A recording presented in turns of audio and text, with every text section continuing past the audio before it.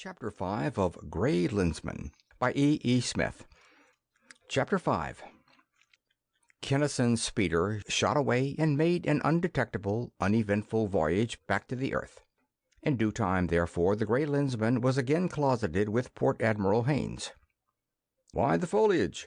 the Chief of Staff asked, almost at sight, for the Gray Lensman was wearing a more than half-grown beard. "I may need to be Chester Q. Fordyce for a while. If I don't, I can shave it off quick. If I do, a real beard is a lot better than an imitation," and he plunged into his subject. "Very fine work, son, very fine indeed," Haines congratulated the younger man at the conclusion of his report. "We shall begin at once and be ready to rush things through when the technicians bring back the necessary data from Medan. But there's one more thing I want to ask you. How did you come to place those spotting screens so exactly? The beam practically dead-centered them. You said that it was surmise and suspicion before it happened, but I thought then, and still think, that you had a much firmer foundation than any kind of a mere hunch. What was it?" "Deduction, based upon an unproved but logical cosmogonic theory. But you probably know more about that stuff than I do." "Highly improbable.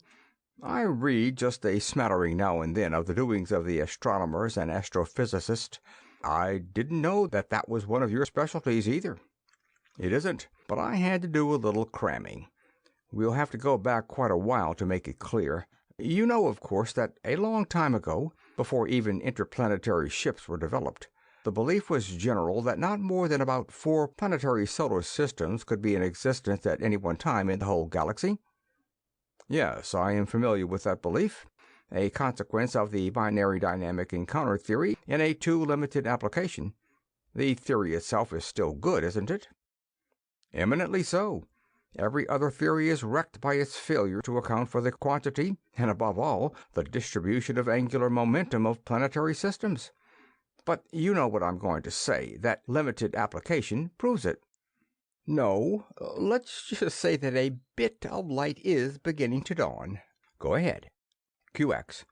"Well, when it was discovered that there were millions of times as many planets in the galaxy as could be accounted for by a dynamic encounter occurring once in 2 times 10 to the 10th years or so, some way had to be figured out to increase millionfold the number of such encounters. Manifestly, the random motion of the stars within the galaxy could not account for it. Neither could the vibration or oscillation of the globular clusters through the galaxy. The meeting of 2 galaxies, the passage of them completely through each other, edgewise, would account for it very nicely. It would also account for the fact that the solar systems on one side of the galaxy tend to be somewhat older than the others on the opposite side. Question: find the galaxy. It was van der Schleisch, I believe, who found it. Luddenmark's Nebula. It is edge-on to us with a receding velocity of 1,246 miles per second, the exact velocity which, corrected for gravitational decrement, will put Luddenmark's Nebula right here at the time when, according to our best geophysicists and geochemists, old Earth was being born. If that theory was correct, Luddenmark's Nebula should also be full of planets. 4 expeditions went out to check the theory, and none of them came back. We know why now. Boskonia got them. We got back because of you, and only you." "Holy Clono!" the old man breathed, paying no attention to the tribute. "It checks. How it checks!" "To 19 decimals. "But still it doesn't explain why you set your traps on that line." "Sure it does. How many galaxies are there in the universe, do you suppose, that are full of planets?" "Why, all of them, I suppose. Or no, not so many, perhaps. I don't know. I don't remember of having read anything on that question." "No, and you probably won't.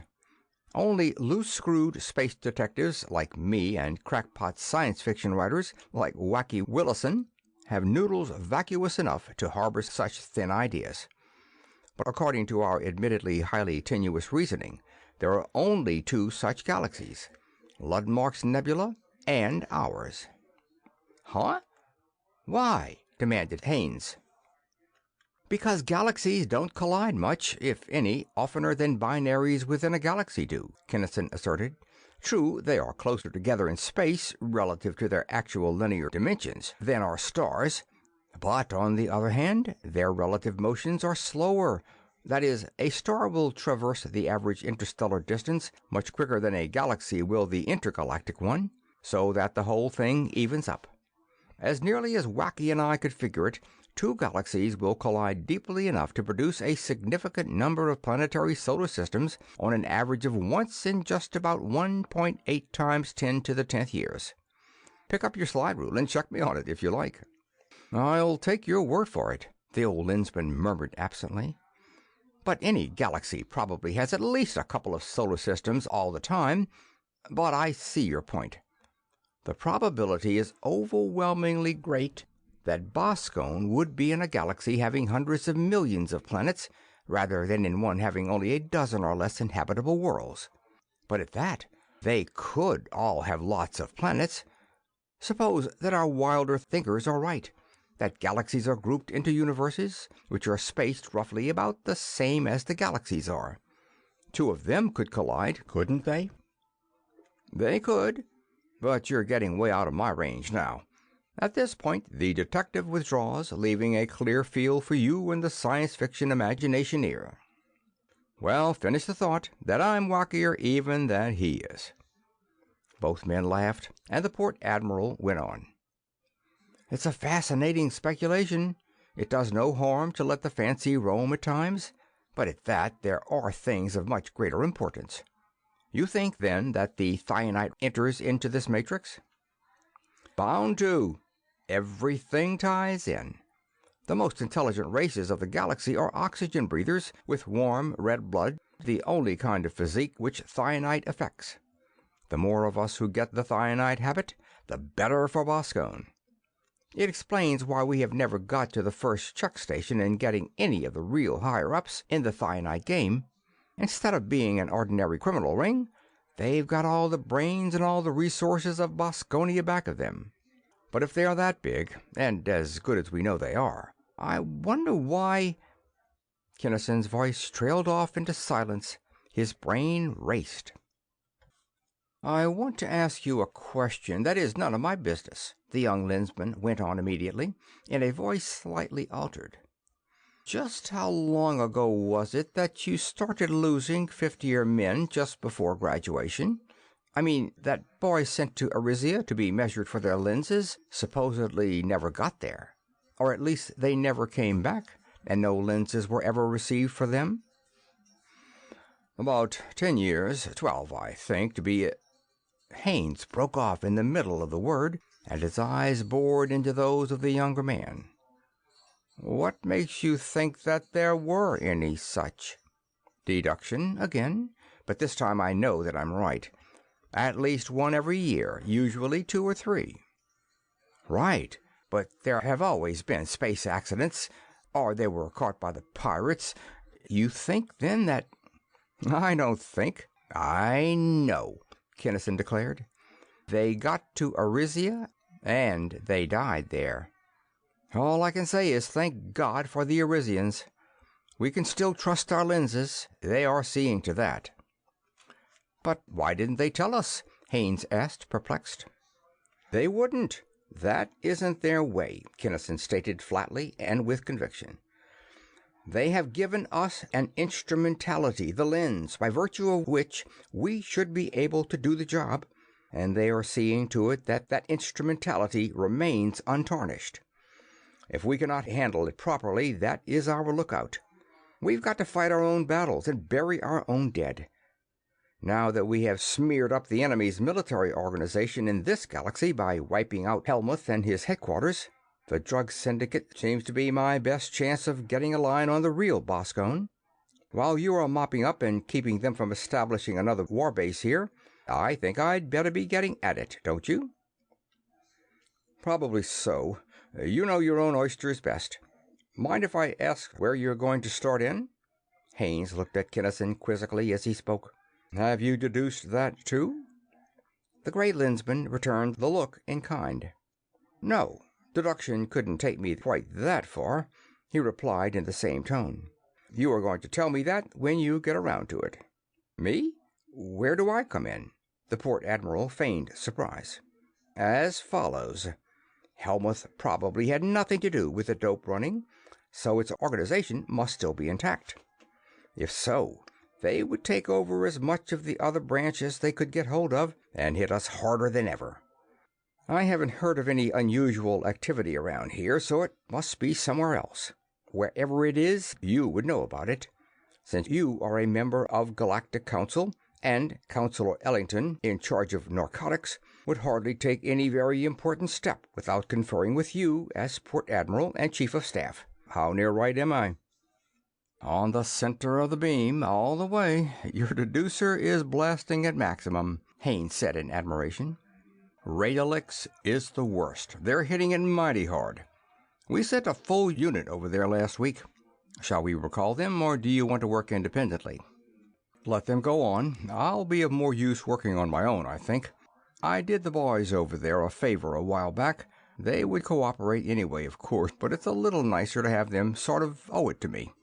We'll all be able to play together very nicely if the opportunity arises." "I'm mighty glad you're taking this on. The Radaligians are stuck, and we had no real reason for thinking that our men could do any better. With this new angle of approach, however, and with you working behind the scenes, the picture looks entirely different."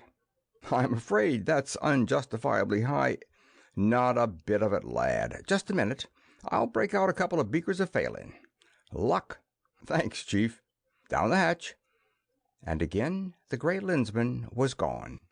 To the spaceport, into his speedster, and away, hurtling through the void at the maximum blast of the fastest space flyer then boasted by the Galactic Patrol. During the long trip, Kinnison exercised, thought, and studied spool after spool of tape, the Radaligian language. Thoughts of the red-headed nurse obtruded themselves strongly at times, but he put them aside resolutely. He was, he assured himself, off women forever. All women. He cultivated his new beard, trimming it with the aid of a triplex mirror and 4 stereoscopic photographs into something which, although neat and spruce enough, was too full and bushy by half to be a Van Dyke. Also, he moved his lens bracelet up his arm and rayed the white skin thus exposed until his whole wrist was the same even shade of tan. He did not drive his speedster to Radalix, for that racy little fabrication would have been recognized anywhere for what she was, and private citizens simply did not drive ships of that type. Therefore, with every possible precaution of secrecy, he landed her in a patrol base 4 solar systems away. In that base, Kimball Kinnison disappeared, but the tall, shock-haired, bushy-bearded Chester Q. Fordyce, cosmopolite, man of leisure, and dilettante in science, who took the next space liner for Radalix, was not precisely the same individual who had come to that planet a few days before with that name and those unmistakable characteristics. Mr. Chester Q. Fordyce, then, and not Gray Lensman Kimball Kinnison, disembarked at Ardeth, the world capital of Radalix. He took up his abode at Hotel Ardeth Splendide and proceeded, with neither too much nor too little fanfare, to be his cosmopolitan self in those circles of society in which, wherever he might find himself, he was wont to move. As a matter of course, he entertained, and was entertained by, the Tellurian ambassador. Equally as a matter of course, he attended divers and sundry functions at which he made the acquaintance of hundreds of persons, many of them personages.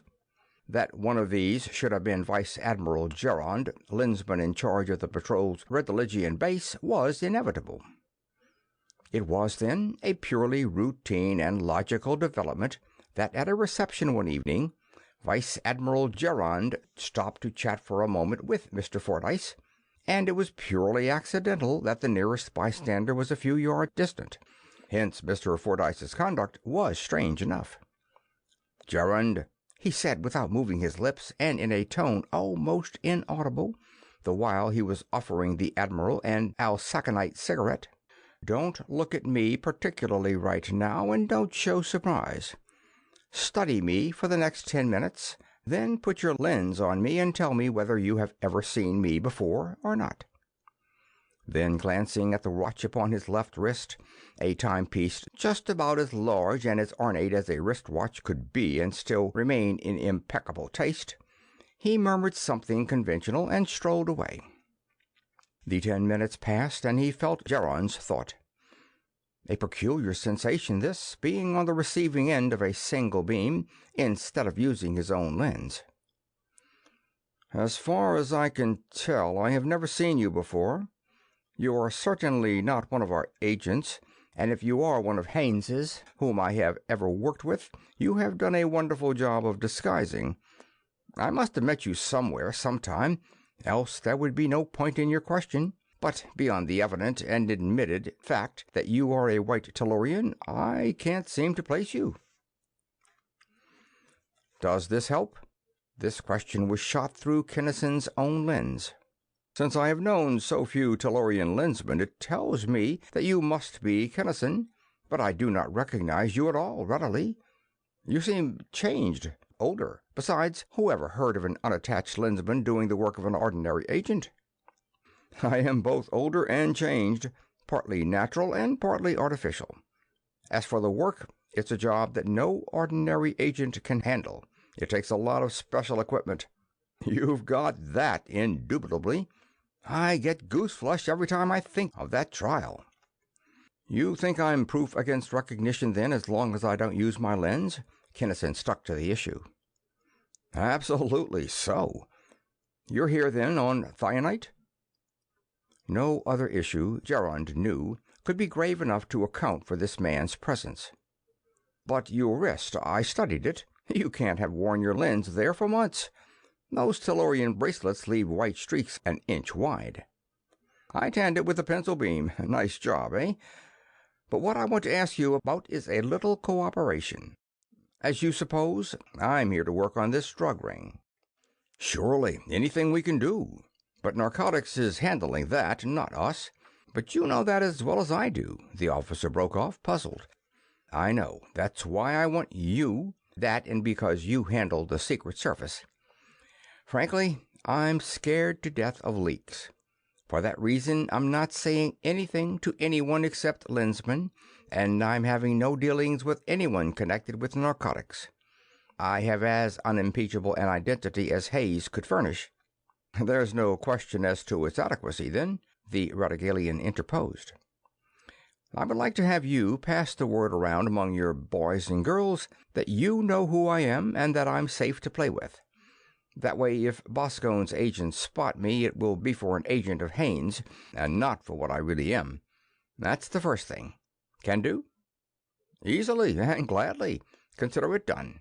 Second, to have a boatload of good, tough Marines on hand if I should call you. There are some Valerians coming over later, but I may need help in the meantime. I may want to start a fight, quite possibly even a riot."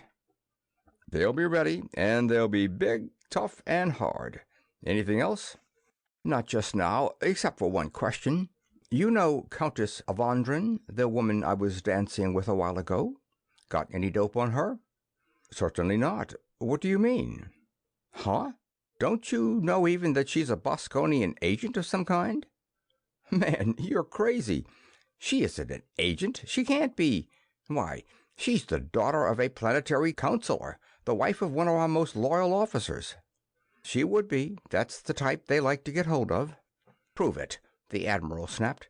"Prove it or retract it." He almost lost his poise, almost looked toward the distant corner in which the bewhiskered gentleman was sitting so idly. "QX. If she isn't an agent, why is she wearing a thought screen? You haven't tested her, of course?" "Of course not. The amenities, as has been said, demanded that certain reserves of privacy remain inviolate." The Tellurian went on. "You didn't, but I did. On this job I can recognize nothing of good taste, of courtesy, of chivalry, or even of ordinary common decency. I suspect everyone who does not wear a lens." "A thought screen!" exclaimed Gerond. "How could she, without armor?" "It's a late model, brand new, just as good and just as powerful as the one I myself am wearing," Kinnison explained. The mere fact that she's wearing it gives me a lot of highly useful information." "What do you want me to do about her?" the Admiral asked. He was mentally a squirm, but he was a lensman. "Nothing whatever, except possibly, for our own information, to find out how many of her friends have become thionite sniffers lately. If you do anything, you may warn them, although I know nothing definite about which to caution you. I'll handle her. Don't worry too much, though. I don't think she's anybody we really want. Afraid she's small fry. No such luck as that I'd get hold of a big one so soon." "I hope she's small fry." Gerrand's thought was a grimace of distaste. "I hate Boskonia as much as anybody does, but I don't relish the idea of having to put that girl into the chamber." "If my picture is half right, she can't amount to much," Kinnison replied. "A good lead is the best I can expect. I'll see what I can do." For days, then, the searching lensman pried into minds so insidiously that he left no trace of his invasions. He examined men and women of high and of low estate, waitresses and ambassadors, flunkies and bankers, ermined prelates and truck drivers. He went from city to city. Always, but with only a fraction of his brain, he played the part of Chester Q. Fordyce. 99% of his stupendous mind was probing, searching, and analyzing. Into what charnel pits of filth and corruption he delved, into what fastnesses of truth and loyalty and high courage and ideals, must be left entirely to the imagination, for the lensman has never spoken and never will speak of these things. He went back to Ardith and, late at night, approached the dwelling of Count Avandrin. A servant arose and admitted the visitor, not knowing then or ever that he did so. The bedroom door was locked from the inside, but what of that? What resistance can any mechanism offer to a master craftsman, plentifully supplied with tools, who can perceive every component part, however deeply buried? The door opened. The Countess was a light sleeper, but before she could utter a single scream, one powerful hand clamped her mouth, another snapped the switch of her supposedly carefully concealed thought-screen generator. What followed was done very quickly. Mr. Fordyce strolled back to his hotel, and Lensman Kinnison directed a thought at Vice Admiral Gerrand. "Better think up some kind of excuse for having a couple of guards or policemen in front of Count Avandrin's townhouse at 8:25 this morning. The Countess is going to have a brainstorm." What will she do? Gerrand mastered his emotions sufficiently to keep from swearing. "Nothing much. Scream a bit, rush out of doors half-dressed, and fight anything and everybody that touches her. Warn the officers that she'll kick, scratch, and bite. There are plenty of signs of a prowler having been in her room, but if they can find him, they're good, very good. She'll have all the signs and symptoms, even to the puncture, of having been given a shot in the arm of some brand new drug, which the doctors won't be able to find or to identify. But there will be no question raised of insanity or of any other permanent damage. She'll be right as rain in a couple of months." "Oh, that mind-ray machine of yours again, eh? And that's all you're going to do to her?" "That's all. I can let her off easy and still be just, I think. She's helped me a lot. She'll be a good girl from now on, too. I've thrown a scare into her that will last her the rest of her life." "Thanks, Gray Lensman. What else?" "I'd like to have you at the Tellurian ambassador's ball day after tomorrow, if it's convenient." "I've been planning on it since it's on the must list. Shall I bring anything or anyone special?" "No, I just want you on hand to give me any information you can on a person who will probably be there to investigate what happened to the Countess." "I'll be there." And he was. It was a gay and colorful throng, but neither of the two lensmen was in any mood for gaiety. They acted, of course.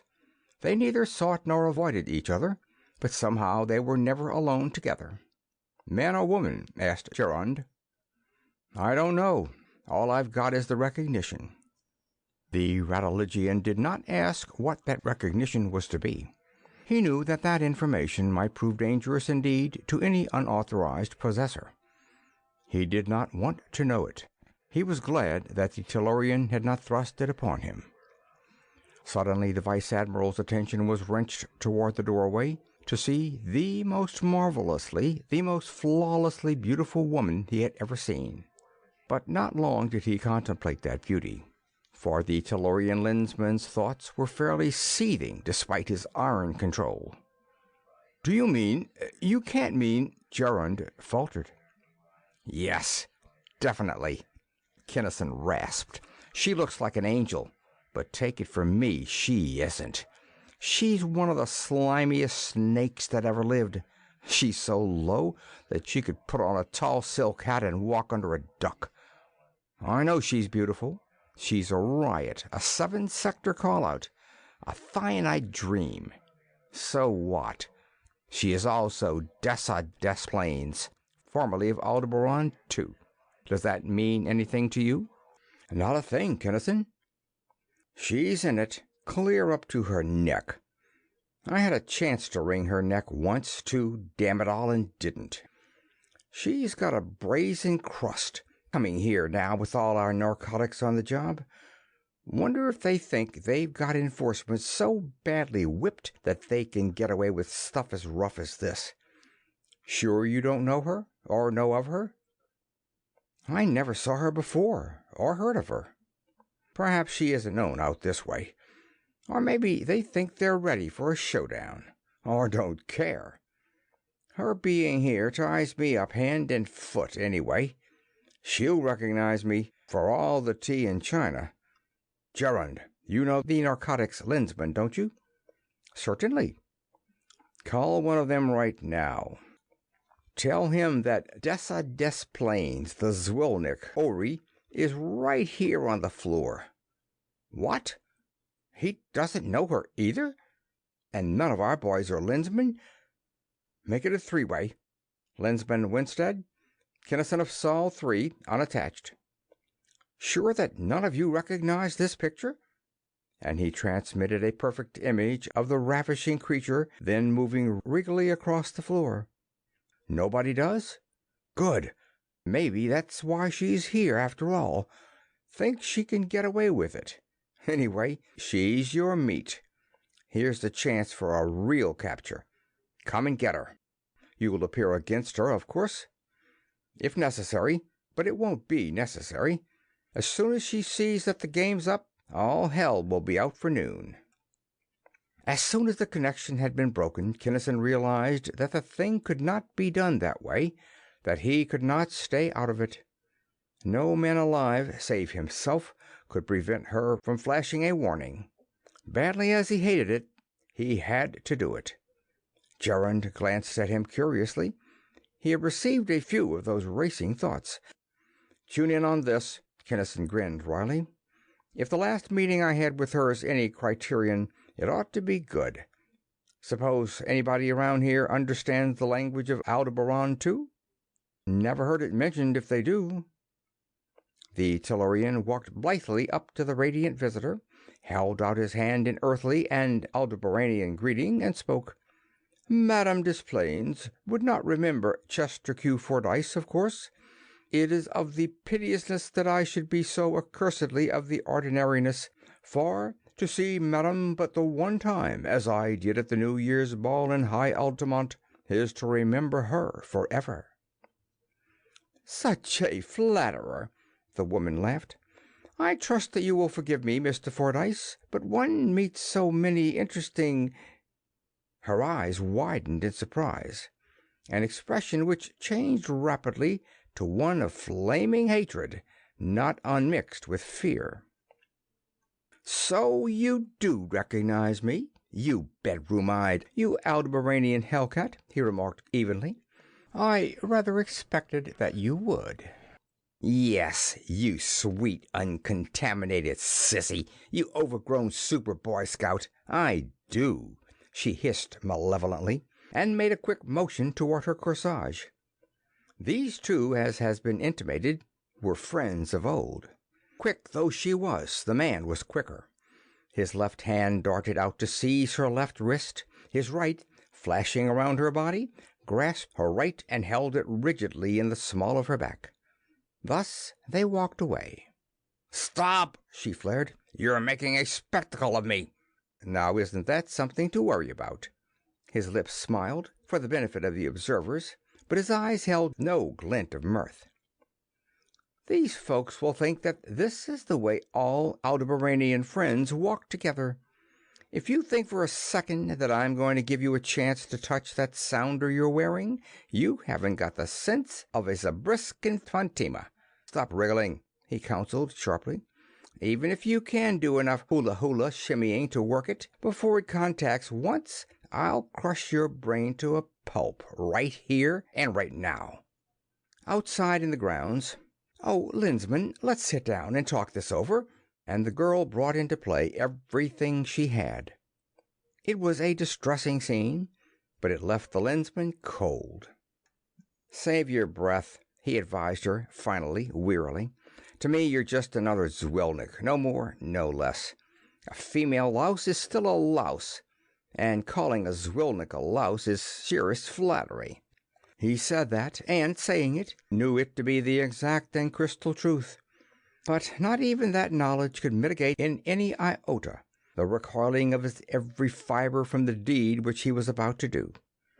He could not even pray with immortal Merit's Daiwanu, "Luca, turn your wheels so I need not slay this woman." It had to be. Why in all the 9 hells of Valeria did he have to be a Lensman? Why did he have to be the one to do it? But it had to be done, and soon. They'd be here shortly. "There's just one thing you can do to make me believe that you're even partially innocent," he ground out. "That you have even one decent thought or one decent instinct anywhere in you." "What is that, Lensman? I'll do it, whatever it is." "Release your thought screen and send out a call to the big shot." The girl stiffened. This big cop wasn't so dumb. He really knew something. He must die, and at once. How could she get word to... Simultaneously, Kinnison perceived that for which he had been waiting. The narcotics men were coming. He tore open the woman's gown, flipped the switch of her thought screen, and invaded her mind. But fast as he was late. Almost too late altogether. He could get neither direction line nor location, but only, and faintly, a picture of a space dock saloon, of a repulsively obese man in a luxuriously furnished back room. Then her mind went completely blank, and her body slumped down bonelessly. Thus narcotics found them, the woman inert and flaccid upon the bench, the man staring down at her in black abstraction. End of chapter 5.